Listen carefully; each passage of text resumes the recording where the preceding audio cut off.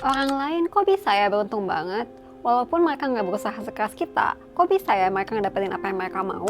Di dalam video ini aku mau ngebahas kenapa banyak orang belum bisa seberuntung mereka, dan gimana caranya supaya kita bisa lebih beruntung lagi. Menurut Aristoteles, manusia adalah hewan politik, yang artinya kita semua hidup di dalam sistem sosial.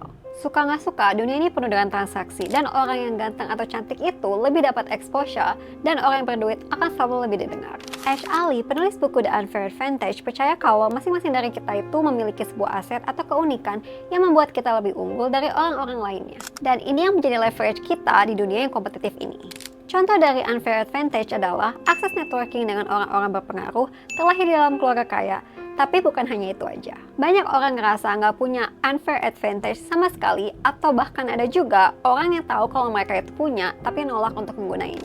Jadi gini, ada dua psychological blockage atau ego trap yang membuat banyak orang nggak menggunakan leverage. Blockage yang pertama dan yang paling umum adalah karena mereka merasa inferior. Mereka menganggap kalau mereka nggak punya privilege atau skill yang cukup. Mereka melihat dunia sebagai hierarki yang nggak adil, karena mereka menganggap kalau mereka akan selamanya berada di bagian bawah tangga sosial. Orang-orang ini menganggap kalau sistem dunia itu evil.